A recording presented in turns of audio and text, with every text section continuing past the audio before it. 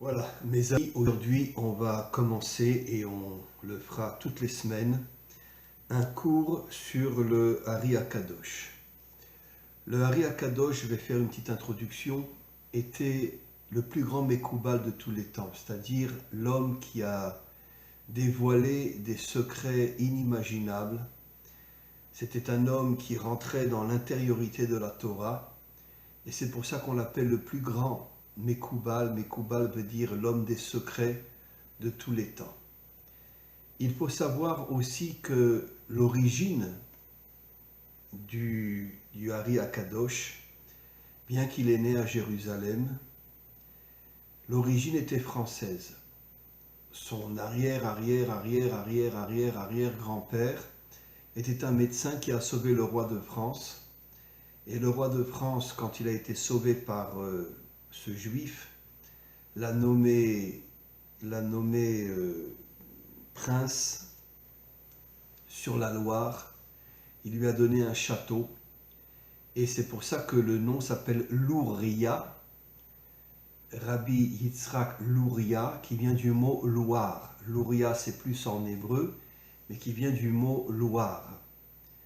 Et donc, l'origine du Hari Akadosh était française.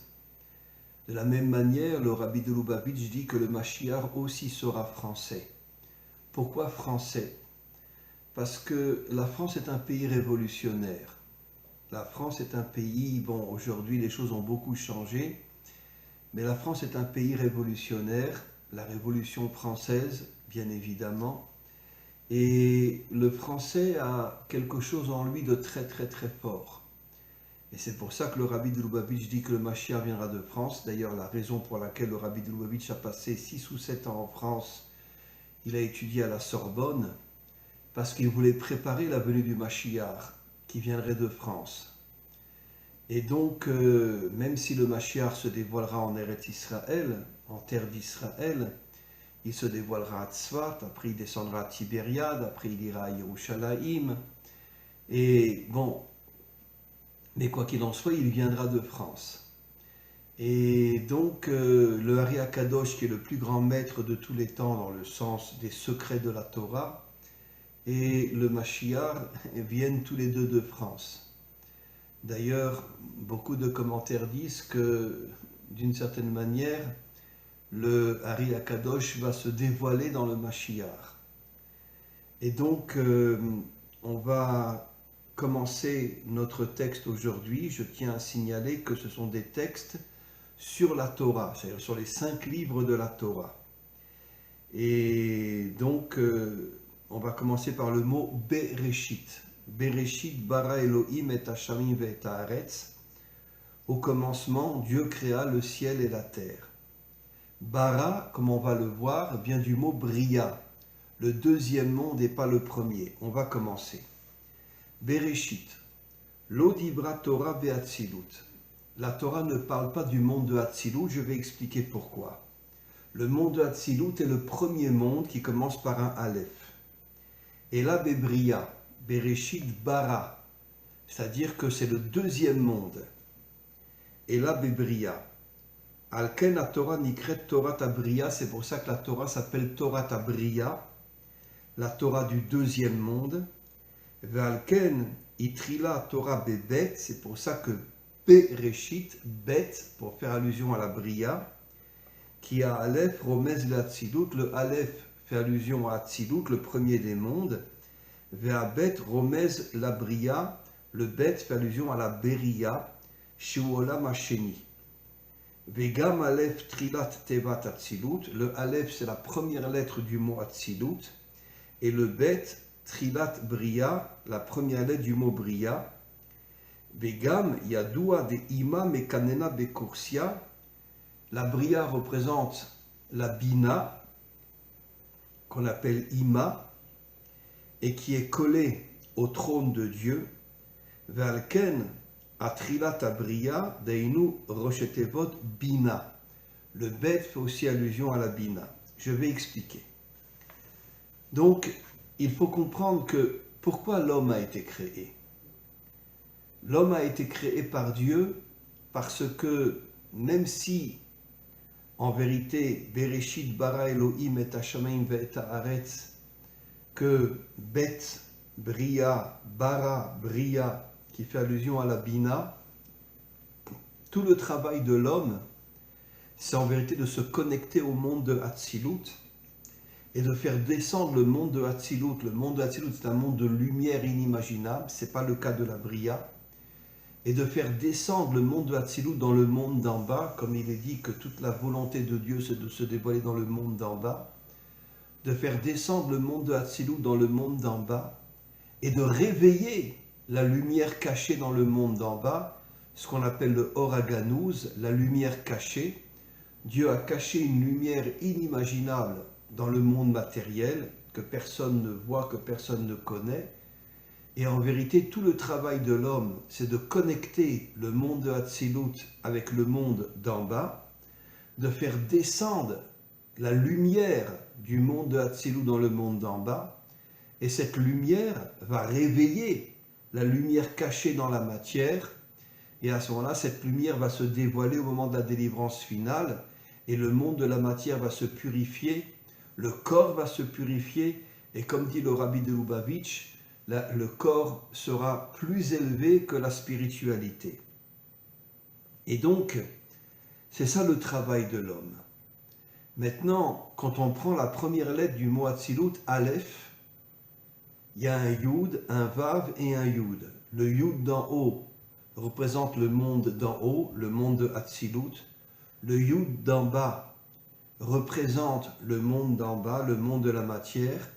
Et le Vav s'appelle Vav HaChibour, le Vav qui connecte le monde d'en haut avec le monde d'en bas. Et donc, encore une fois, tout le travail de l'homme, c'est l'homme et de la femme, bien sûr, puisque la femme s'appelle la couronne de l'homme. Tout le travail de l'homme et de la femme, c'est justement de se connecter au monde de Hatzilut et de faire descendre la lumière du monde de Hatzilut dans le monde d'en bas, encore une fois, afin de réveiller la lumière qui est cachée dans le monde d'en bas. Et à ce moment-là, ce monde sera entièrement purifié, sera un monde propre, un monde droit. Et cette lumière qui est cachée dans le monde matériel fera monter ce monde, ce qu'on appelle Keter Malchut. Le Keter, c'est Hatzilut, la Bria, c'est la Bina. Et donc ce monde montera jusqu'au monde de Keter, ce qu'on appelle Keter Malchut. Maintenant, il faut savoir que pourquoi le monde a été créé avec la Bria. La Bria, c'est la Bina. La Bina est un attribut qui est complètement au-dessus de ce monde et qui nous donne des forces surnaturelles. Comment on se connecte à la Bina ? On se connecte à la Bina en étudiant la Torah d'une manière authentique, d'une manière sincère. C'est-à-dire qu'on ne peut pas devenir rave, on ne peut pas devenir rabbin, etc. On étudie la Torah. Et quand un homme étudie la Torah d'une manière authentique, d'une manière propre, d'une manière pure, à ce moment-là, il se connecte à la Bina, il reçoit des forces surnaturelles, et à ce moment-là, il peut monter jusqu'au monde de Hatzilut, et prendre la lumière de Hatzilut et la faire descendre dans le monde d'en bas et de réveiller le Or HaGanuz, la lumière qui est cachée dans le monde matériel. En vérité, le premier qui va arriver à se connecter réellement à la Bina et à connecter le monde de Hatzilut avec le monde matériel, c'est le Mashiach. D'ailleurs, le Mashiach, quand on prend les lettres à l'envers, ça fait Shem Chai, c'est-à-dire le nom de la vie. Pourquoi le nom de la vie ? Parce que cette lumière qui est cachée dans le monde d'en bas, en vérité, pour l'instant, on ne la voit pas. Et comme on le sait, la faute de Adam et Ève a amené la mort dans le monde, la séparation entre l'âme et le corps. Shem Chai, c'est le nom du Mashiach, va ramener la vie dans le monde, la résurrection, la connexion entre l'âme et le corps d'une manière éternelle. Shem Chai. Et donc, le Mashiach est le premier qui va se connecter d'une manière authentique à la Bina et qui fera descendre la lumière de Hatzilut dans le monde d'en bas. D'ailleurs, je l'ai souvent expliqué, bon, c'est un code, bien sûr, c'est pas à prendre à la lettre, Pourquoi le Mashiach vient sur un âne? Un âne se dit en hébreu chamor, qui veut dire chomer, la matière.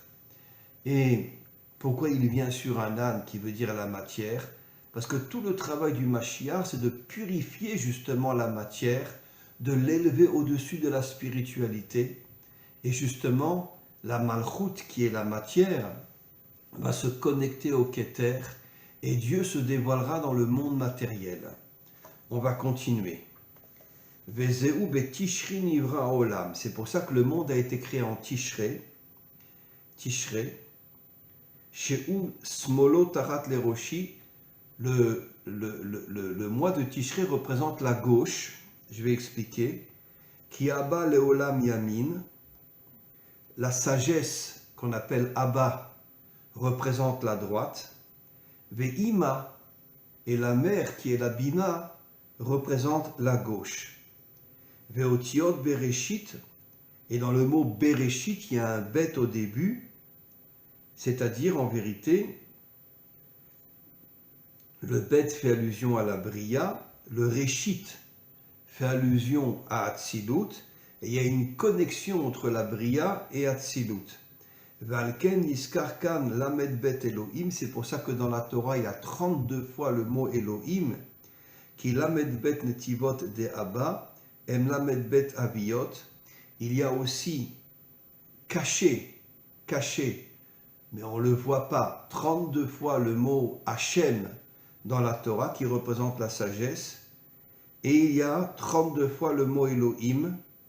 Réchit remez le Abba, Réchit sans le bet fait allusion à Atzilut, Réchit Chochma, le début de la sagesse, Ve'ainu bet mi Bereshit, et le bet de Bereshit fait allusion à la Bina. Alors, je vais expliquer. En vérité, pourquoi la Bina est du côté gauche et pourquoi Atzilut est du côté droit. Atzilut, bon, j'aime pas tellement la traduction en français, représente la bonté.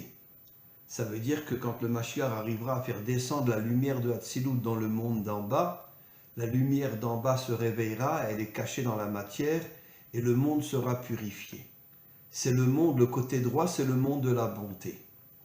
Le côté gauche s'appelle Elohim. Elohim, en vérité, jusqu'à la délivrance finale, cache le Shem Havayé.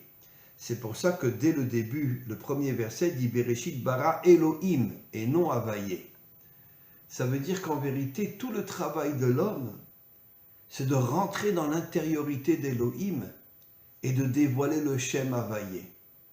D'ailleurs, on n'a pas le droit de prononcer le Shem Havayé, on dit Adonai. Adonai qui fait allusion à la Malchut. Et donc, Elohim fait aussi allusion à Adonai, qui est le nom de la Malchut. Elohim, c'est la Malchut, Adonai aussi, c'est la Malchut. Mais on ne prononce pas le nom d'Hachem. Le seul endroit où on pouvait prononcer le nom d'Hachem, et encore pas tout le temps, c'était dans le Beth Amikdash, dans le temple. Et après, bon, quand il y a eu des problèmes, etc., on ne prononçait plus le nom de Dieu dans le temple. Et on prononçait le nom Elohim ou le nom Havayé. Donc le nom Elohim représente d'une certaine manière l'extériorité qui cache l'intériorité qui est d'Havayé. Et tout le travail de l'homme, exactement comme quand tu prends une orange, tu enlèves la peau extérieure et tu manges l'orange, tout le travail de l'homme, c'est en vérité d'enlever Elohim et de dévoiler le nom divin qui s'appelle Havayé, qui est en vérité le véritable constructeur de ce monde. Comme on l'a vu dans le Tanya, qu'en vérité, celui qui a construit ce monde, c'est Havayé, c'est pas Elohim. Et donc tout le travail de l'homme, c'est d'enlever Elohim et de dévoiler Havayé. C'est ça le travail essentiel de l'homme. Maintenant, je dois rajouter quelque chose de très important. En vérité, quand je dis qu'il faut enlever Elohim, je dis quelque chose qui n'est pas tout à fait juste. Parce qu'en vérité, on verra plus tard que Havaye et Elohim resteront unis. Exactement comme Abraham qui représente la bonté, Yitzhak qui représente la rigueur, et Yaakov a uni la bonté et la rigueur. Pourquoi dans le monde à venir il y aura encore la rigueur? Parce que comme je l'ai souvent expliqué, la rigueur fait de nous des gens forts. Quand un homme arrive à surmonter les épreuves de ce monde, quand un homme arrive à surmonter les souffrances de ce monde, alors il devient un homme fort, un guerrier, un véritable soldat. Et c'est pour ça que ce monde a été créé dans la rigueur, pour faire de nous des gens forts. Bien qu'on peut compter sur les deux doigts de la main les gens qui sont vraiment forts dans ce monde, parce que la plupart tombent quand ils ont des épreuves, mais malgré tout, au moment de la délivrance finale, l'humanité tout entière va revenir à une force inimaginable, parce que l'humanité tout entière fera teshuva, surtout les 70 nations adamiques et Israël feront teshuva, et à ce moment-là, il y aura une force inimaginable dans le monde. Donc en vérité, le mot Elohim et le mot Havaye vont rester unis. C'est ça l'unité dans le monde. L'unité, c'est pas l'uniformité, ça veut dire qu'on est tous dans une secte. L'unité, c'est la connexion entre les 70 nations, entre Israël et les 70 nations. Il y aura une unité, il y aura une paix inimaginable entre Israël et les 70 nations. D'ailleurs, comme je l'ai souvent expliqué, le troisième temple ne sera pas un temple juif, ça sera le temple de l'humanité tout entière, où les 70 nations adamiques viendront, puisqu'elles sont descendantes, elles aussi, de Adam et Ève. Et elles viendront, elles aussi, dans le temple. Et donc, tout le travail de l'homme, c'est encore une fois de dévoiler Hatzilut. Hatzilut, c'est Havaye. La Bria, c'est Elohim. Et donc, tout le travail de l'homme, c'est de rentrer dans l'intériorité d'Elohim et de dévoiler le Shem Havaye. Alors, maintenant, c'est une différence entre quand tu prends l'écorce d'une orange, tu la jettes à la poubelle. Mais là, ça ne sera pas le cas. Elohim doit rester dans ce monde pour faire de nous des gens forts. Et donc, on va continuer. Ve'alken ima bara lashon bria. C'est pour ça que la bina est au niveau de la bria. Ve'elohim ou ima. Elohim représente la mère. On sait que la chokhma, la sagesse, représente le père. Et Elohim représente la mère qu'on appelle la bina. En vérité, pourquoi on dit le père et la mère? Parce qu'ils ont mis au monde Tiferet, qui est l'unité, et la Malchut. Tiferet est du côté masculin, la Malchut est du côté féminin. Pourquoi la Malchut est du côté féminin? Pourquoi? Parce que n'oublions pas que Yaakov a épousé deux femmes, Léa et Rachel. Léa était au niveau de la Bina, Rachel était au niveau de la Malchut. Pourquoi ces deux femmes-là sont au niveau de la Malchut, de la Bina et de la Malchut? Parce qu'en vérité, la femme est dans l'intériorité de la Malchut et dans l'intériorité de la Bina. Qu'est-ce que cela signifie? Ça veut dire qu'en vérité, que la femme, qui est l'intériorité de la Malchut, donnera au Mashiach, n'oublions pas que en vérité, le Mashiach et sa femme, c'est le Gilgoul, la réincarnation d'Adam et Ève, qui viennent réparer leurs fautes et qui viennent réparer le monde. N'oublions pas qu'en vérité, que puisque la femme est l'intériorité de l'homme, c'est la femme qui donnera des forces à l'homme et qui permettra au Mashiach d'agir dans le monde et de pouvoir justement réparer le monde, le purifier, mais tout ça grâce aux forces qu'il reçoit de sa femme, et c'est pour ça que la chokhma, la sagesse, s'appelle Abba, le père, et que la bina s'appelle Ima. Et encore une fois, il y a 4 lettres dans le nom divin, Yud qui est la chokhma, E qui est la bina, Vav qui est Tiferet, qui est l'unité, et le E qui est la malchut. Ça veut dire qu'en vérité, Tiferet et malchut vont se lier, et la Malchut, qui est en vérité la royauté de Dieu, va se déployer dans le monde entier, et d'une certaine manière, il y aura une unité absolument incroyable dans le monde. Vechen Olé Elohim minyan akissé. Elohim a la même valeur que le mot kissé, le trône de Dieu. Des imam et kanenes bekursia, parce que la mer est collée au trône de Dieu. Ve'amar bara Elohim. Et c'est pour ça qu'il est marqué dans le premier verset bara Elohim. Alors, c'est quoi le trône de Dieu? En vérité, c'est un code. C'est évident que Dieu ne va pas s'asseoir sur un trône. Il est infini. Mais le trône de Dieu représente la Malchut. Et Dieu représente Atzilut. Il y aura une connexion entre Atzilut et la Malchut, ce qu'on appelle Keter Malchut. Atzilut est au niveau du Keter et la Malchut est au niveau du monde matériel. Et c'est ça le Kissé.